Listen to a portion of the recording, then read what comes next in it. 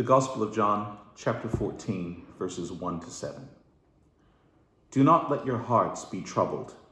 You believe in God, believe also in me. My Father's house has many rooms. If that were not so, would I have told you that I am going there to prepare a place for you?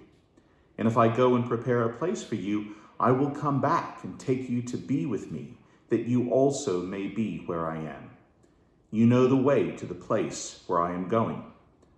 Thomas said to him, Lord, we don't know where you are going, so how can we know the way? Jesus answered, I am the way, and the truth, and the life. No one comes to the Father except through me. If you really know me, you will know my Father as well. From now on, you do know him and have seen him. It's obvious when we read this account of Jesus' last meal with his disciples that the story of Israel's exodus from Egypt was very much on everyone's mind. Jesus and the disciples are, after all, gathered here for a Passover meal. And so there's a natural sense of foreboding, of nervous excitement in the air. There's a sense of the moment of this evening that something big, one way or another, tomorrow is going to happen. But I think it's fair to say that the entire Gospel of John, if we've been paying attention to the clues that the Gospel has left for us, has been preparing us all for this moment, this Thursday evening. In part, it's been preparing us by drenching the Gospel with references to the book of Exodus, references to the Exodus itself, God's people coming out of the darkness and into the light of God's presence. Coming out, of course, being a reference to the Exodus. References to Israel's journey in the wilderness. Jesus, remember, refers to himself as the bread from heaven, just like the manna that was scattered across the ground every morning. Jesus saying that he will be lifted up, just like the image of the serpent was lifted up, and all those Israelites who had been bitten by venomous snakes were healed. Jesus refers to himself as living water, just as Moses drew water from the rock.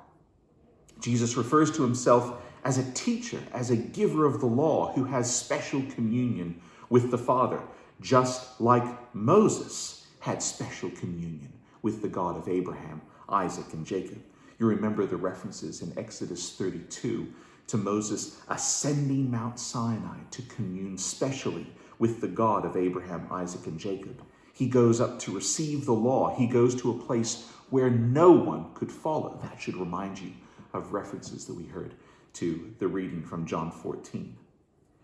There are references throughout John's gospel to Israel gathering around the presence of God at Mount Sinai, and then gathering around the presence of God in the tabernacle. Remember, Jesus says, the Word became flesh and pitched a tent among us.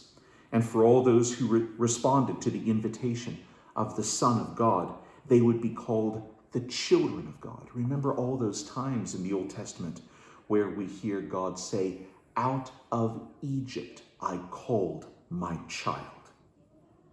So very much of John's gospel to this point has been about God's presence in the body of Jesus of Nazareth, coming down and dwelling among God's people. Just like when Israel had gathered around Mount Sinai, God's presence comes down and settles on top of the mountain, and then comes down from the top of the mountain and settles on the tabernacle.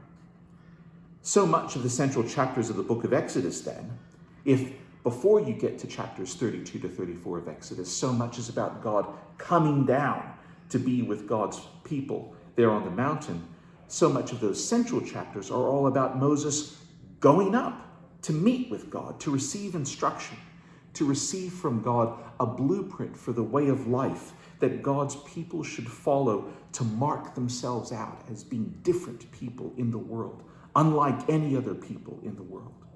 And it's important that from this point onwards, in John's gospel, Jesus is talking about going up. So remember, before we get to chapters 13 to 14, so much of John's gospel has been about the presence of God coming down in the body of Jesus of Nazareth. And then from chapters 13 and 14 onwards, Jesus speaks constantly of being lifted up, of being glorified. Now this going up, though, that Jesus talks about isn't all good news. It's a bit ominous. It's even a bit of a paradox, because the real going up that Jesus will undergo is being hoisted. It's being elevated.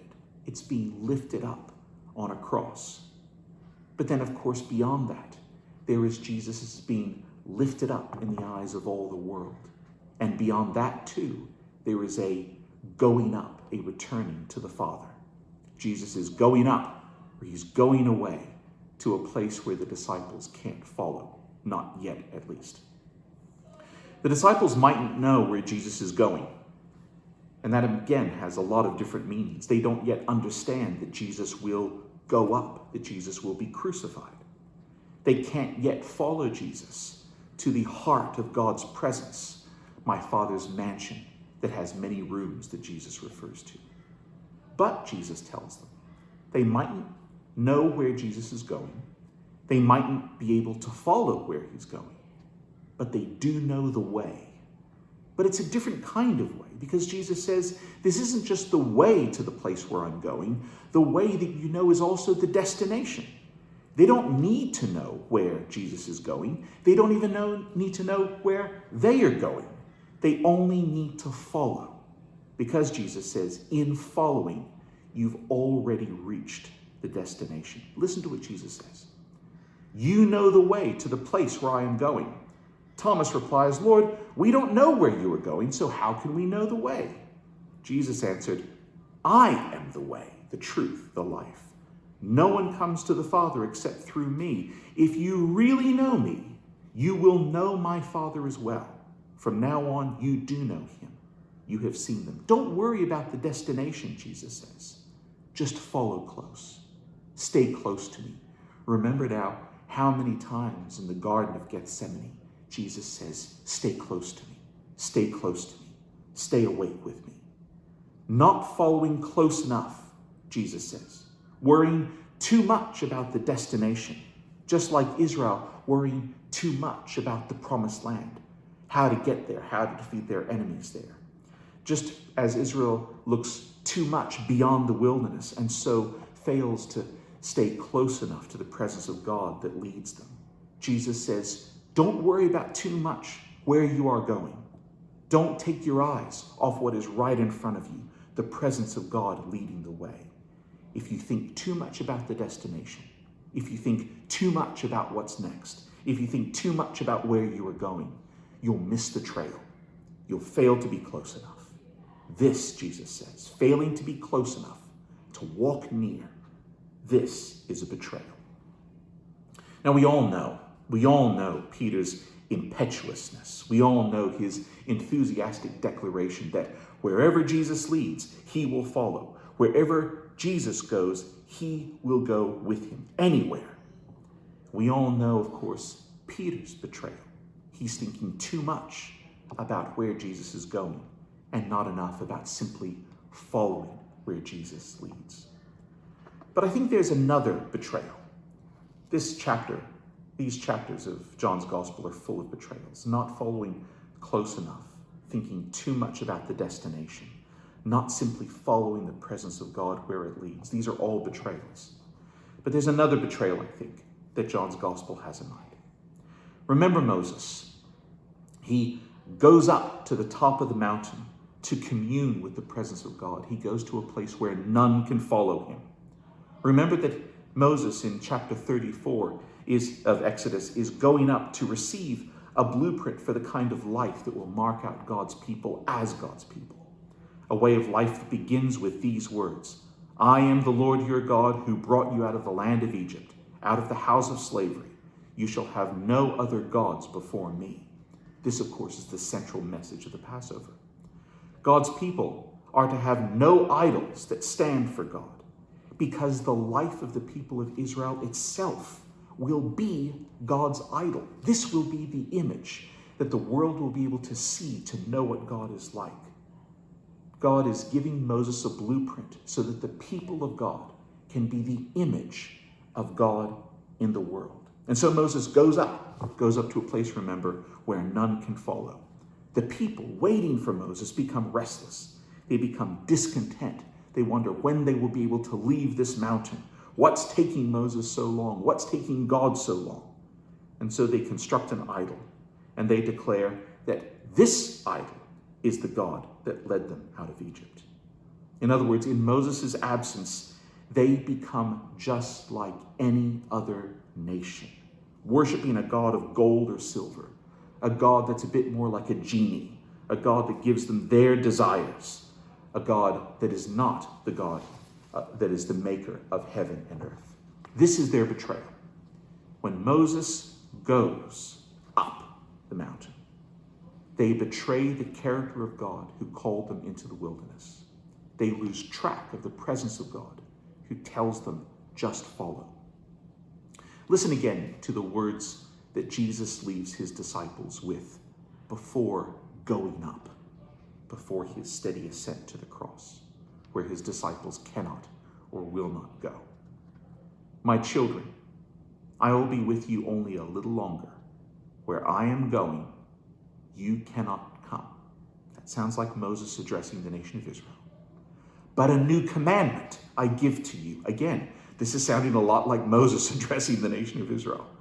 I'm going up. You can't follow me, but I'm going to give you a commandment so that you know how you are supposed to live, what you're supposed to look like, so that the world can see what God is like. A new commandment I give you.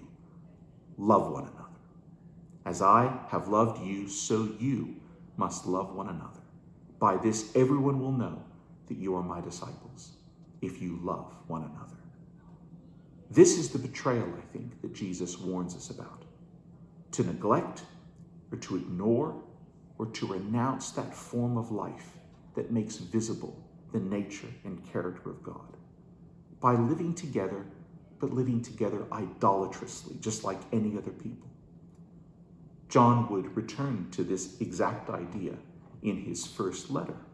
God is love, John writes. Whoever lives in love lives in God and God in them. Whoever claims to love God yet hates a brother or sister is a liar. For whoever does not love their brother or sister whom they have seen cannot love God whom they have not seen. And he has given us this command. Anyone who loves God must also love their brother or sister. This, I think, is our constant temptation.